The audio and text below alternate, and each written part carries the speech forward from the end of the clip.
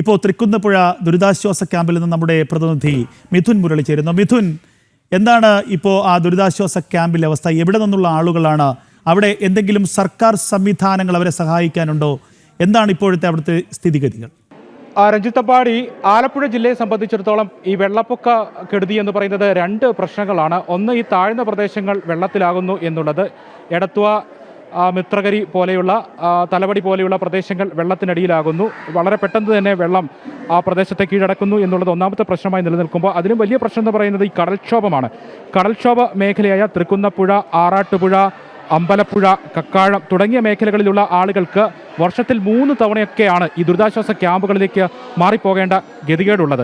അവരുടെ ഒരു ആവശ്യം ഈ പുലിമുട്ടോട് കൂടിയ കടൽഭിത്തി നിർമ്മിക്കണം എന്നുള്ളതാണ്. ഈ ആവശ്യത്തിന് വർഷങ്ങളുടെ പഴക്കമുണ്ട്. പക്ഷേ അതിനൊരു പരിഹാരം ഇതുവരെ ഉണ്ടായിട്ടില്ല എന്നുള്ളതാണ്. UDF LDF സർക്കാരിൻ്റെ മുന്നിലൊക്കെ എല്ലാ തവണയും അവർ വെക്കുന്ന ഒരു ആവശ്യം, തെരഞ്ഞെടുപ്പ് സമയത്തൊക്കെ ഇവിടെ സ്ഥാനാർത്ഥികളൊക്കെ എത്തുമ്പോൾ അവർ ആവശ്യപ്പെടുന്നത് ഈ കാര്യമായിരുന്നു. തങ്ങൾക്ക് പുലിമുട്ടോട് കൂടി ഒരു കടൽഭിത്തി വേണം, സുരക്ഷിതമായി വീടുകളിൽ താമസിക്കാൻ പറ്റണം, വീടുകൾക്ക് കടലാക്രമണം ഉണ്ടാകുന്നത് തടയണം, ഞങ്ങളുടെ ജീവനും സ്വത്തിനും സംരക്ഷണം വേണം. ഈ കാര്യമാണ് ഇവർ ആവർത്തിച്ച് ആവശ്യപ്പെട്ടുകൊണ്ടിരുന്നത്. പക്ഷേ അതിനൊരു പരിഹാരം ഉണ്ടാകാത്തതിൻ്റെ ഒരു അവസ്ഥ തന്നെയാണ് ഇത്തവണയും ദുരിതാശ്വാസ ക്യാമ്പുകളിലേക്ക് ഇവർക്ക് മാറി താമസിക്കേണ്ട ഗതികേട് ഉണ്ടായി എന്നുള്ളത്. അത് ഒരു തവണയല്ല, 2 തവണയല്ല, വർഷത്തിൽ 3 തവണയൊക്കെ എപ്പോഴൊക്കെ മഴ പെയ്യുന്നു, കാലവർഷം ഉണ്ടാകുന്നു, ആ സമയത്തൊക്കെ വർഷത്തിൽ 3 തവണയൊക്കെ ഇവർക്ക് ദുരിതാശ്വാസ ക്യാമ്പുകളിലേക്ക്, അടുത്തുള്ള സ്കൂളുകളിലേക്കൊക്കെ ദുരിതാശ്വാസ ക്യാമ്പ് സ്വമേധയാ തുറന്ന് മാറുക എന്ന് പറയേണ്ട ഒരവസ്ഥ. അത് മറ്റ് ഭരണ സംവിധാനത്തിൻ്റെ ഒന്നും അനുമതി, അങ്ങനെ പ്രത്യേകമായ സജ്ജീകരണമല്ല. ഇവർ സ്വയം അവർ ദുരിതാശ്വാസ ക്യാമ്പുകളിലേക്ക് മാറി താമസിക്കുക എന്നുള്ളതാണ്.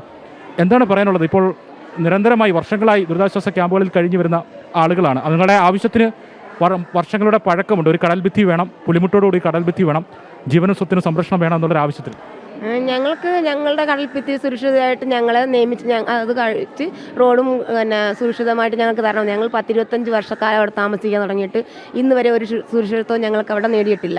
ഇതിൽ ഇന്നേ വരെ ഞങ്ങൾക്കൊരെന്ത് ആരാണെങ്കിലും എവരാണെങ്കിലും ഞങ്ങൾക്ക് ജനങ്ങളുടെ സംരക്ഷണമാണ് നോക്കേണ്ടത്. അത് നോക്കി ഞങ്ങൾക്ക് ഏതായാലും പിന്നെ കടൽഭിത്തിയും എല്ലാം കൂടെ അത് ഞങ്ങൾക്ക് നല്ല രീതിയിൽ.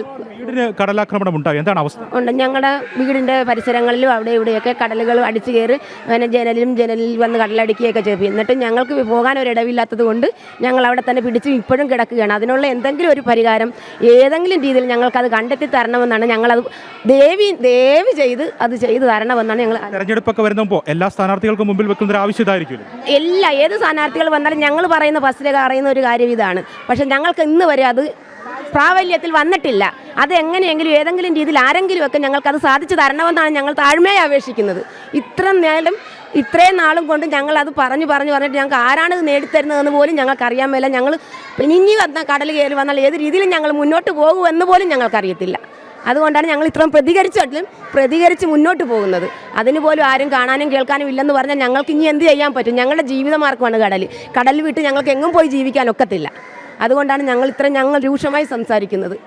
അതുകൊണ്ട് ഞങ്ങൾക്ക് ഏതെങ്കിലും രീതിയിൽ കടൽഭിത്തി കെട്ടി നല്ല രീതിയിൽ ഞങ്ങളെ സംരക്ഷിക്കണമെന്ന് ഞങ്ങൾ പറയുന്നു. അതെ, ഇപ്പോൾ ഞങ്ങൾക്ക് പുലിമുട്ടോട് കൂടിയ സുരക്ഷിതമായ ഒരു കടൽഭിത്തിയാണ് ആവശ്യം. ഞങ്ങൾക്ക് റോഡ് പോലും ഇല്ല. ഞങ്ങളിലാണെങ്കിൽ പ്രസവിച്ചെടുക്കുന്നൊരു കുഞ്ഞുവരുണ്ടായിരുന്നു. ഇന്നലത്തെ കടലുകയറ്റം അതുപോലായിരുന്നു. പിന്നെ ഒരു റോഡാണെങ്കിൽ മൊത്തം പോയി. കുഞ്ഞൊക്കെ സുരക്ഷിതമായി ഉണ്ടോ?